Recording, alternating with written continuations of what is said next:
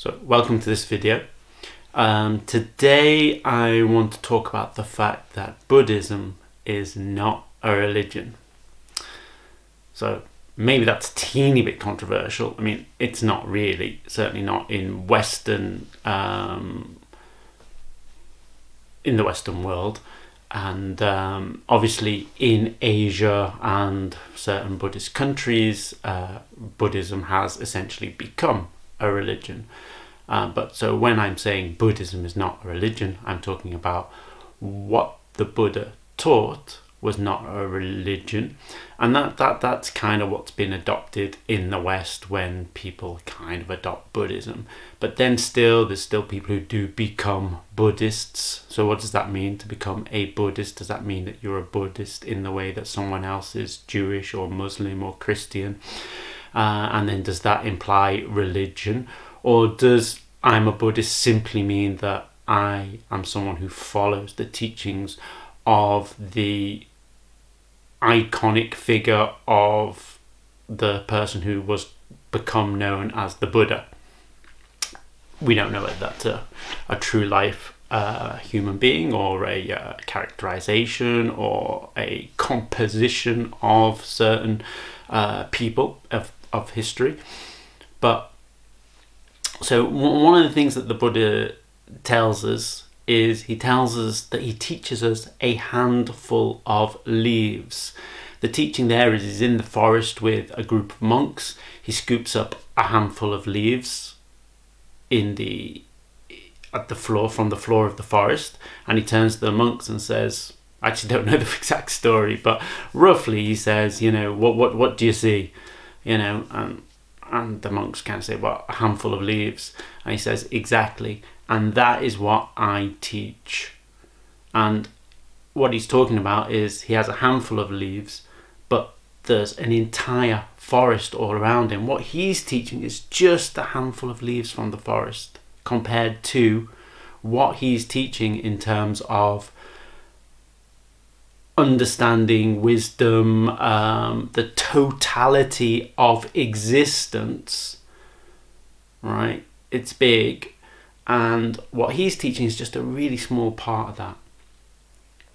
So the totality. So what we're saying here is, okay, religions, spiritual traditions, etc., tend to be based on a lot of stuff that most people don't have a lot of access to, like God, for example, which is quite a lot already, but even like angels, God, miracles, people walking on water, virgin births. I mean, I've got my own interpretations for all of this stuff, but what I'm saying is, parallel universes, being able to merge with the divine, become one with the cosmos, cosmic consciousness, even that was outside of those handful of leaves that the Buddha taught.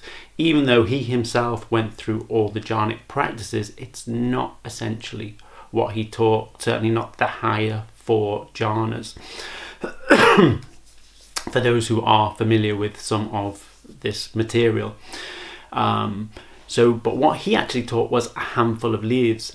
And the concept of what he taught was, he said that he saw that there was suffering and he saw that there was a way out of suffering. So what was the suffering and what was the way out? Because that is the handful of leaves. And what that means is that the Buddhism and the Buddhist teachings does not discount all the rest of the stuff. There may be a plethora of other things that are out there, and the Buddha never really denied, and he never taught about, because what was the most important thing for him was the handful of leaves. And the handful of leaves is quite simple. What the Buddha saw as the greatest sufferance of the human condition, so what it is to be human in this world and what it is to suffer, what does that mean? And simply that was attachment to ego.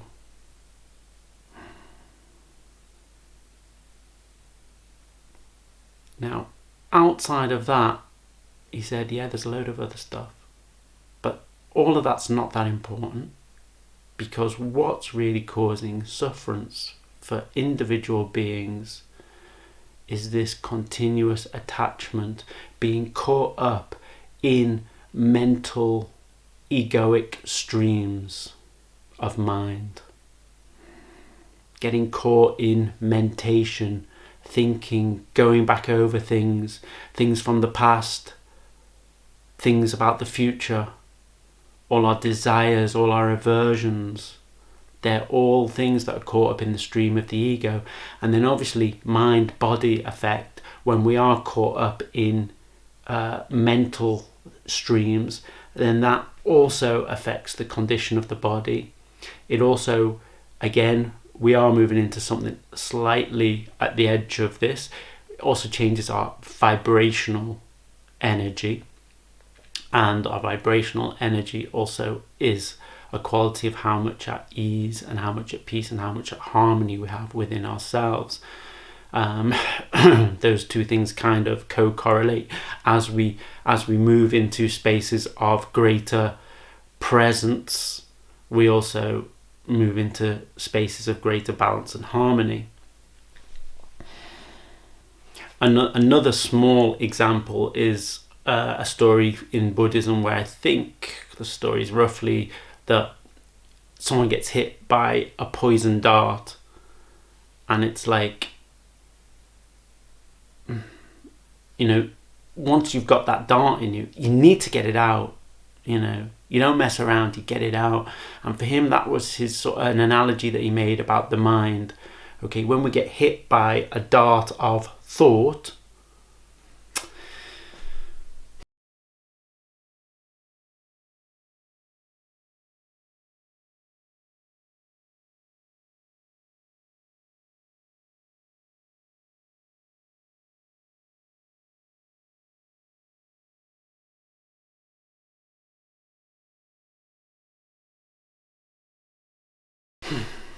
it's like, it doesn't mean that we don't have thoughts. It doesn't mean that we can't think either. There is certain types of what we could call critical, analytic types of thinking, investigative ways of thinking about things. All these can happen from a space of balance and presence. But what we're talking about is we're talking about being caught up in stuff. So the essential Buddhist teaching then is that, yes, we are getting caught up in mental tracks. True freedom, true liberation is to be freed from that.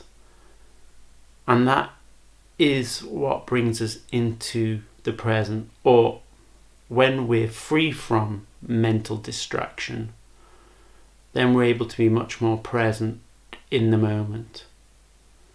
And it's always really important to stress that being present is the stepping stone for full liberation, because once we get present, we also have to be able to acclimatize to that space, because we're not conditioned to being fully present all the time. And that is one of the reasons why we run to distraction, because it's actually more comforting, actually feels more pleasant and more safe on the surface than being fully present, which means being fully responsible for everything that's really going on in our lives all around us.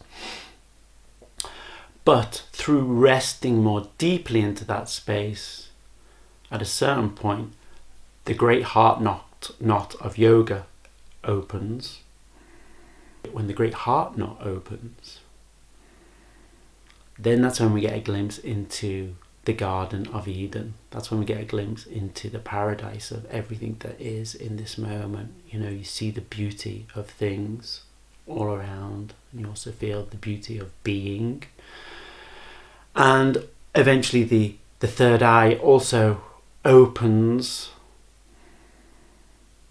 And then we really enter into the deeper states of presence and beauty and states of being.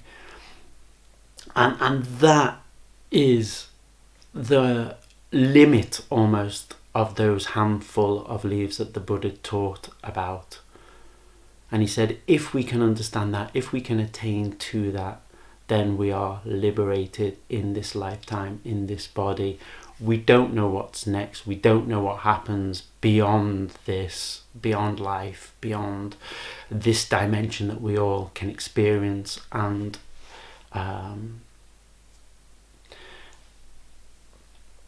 he doesn't deny any of that either. And then, you look around at texts and things that can be jointed onto Buddhism, and yes, there is many that acknowledge supernatural practices and experiences and all that. And in some way, the understanding is once you travel down this path of self-discovery, then you open yourself up to much more of those other paranormal, supernatural type experiences that are out there to be experienced. But as yogic mystic traditions will always tell you, that they are also potential pitfalls because they are not the goal. The yoga tradition agrees with this, in that the yoga chitta vritti nirodha, so yoga, the union, the oneness, the yoking of the mind with the higher mind, with conscious self-awareness, that's this connection, this yoking. Chitta, the mind, vritti, the movements of the mind, nirodha, cease. So this yoking, this union is attained when the movements of the mind cease. And when we're talking about the movements of a mind, we're talking about being caught up in egoic states. So the Buddha isn't teaching us about supernatural stuff, whether or not it's out there. Be mindful of that, because it's also very enticing and can draw us in. But the real objective is just learning to come out of egoic mind streams and coming more and more deeply into the present moment. And if anything, the Buddha teaches about the supranatural, not the supernatural. The supernatural is all the wonderful stuff that Superman can do. The supranatural is it is the natural world, but it's more than. And it's more than because more and more that we're able to come into deeper states of presence, more and more that we're aligned and imbalanced internally, and also the more and more that we see and feel the beauty and the connectedness with all that is around and about us.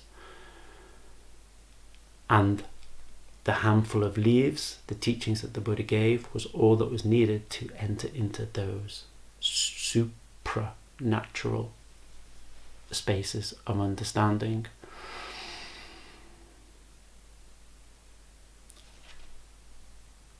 Thanks for watching this one.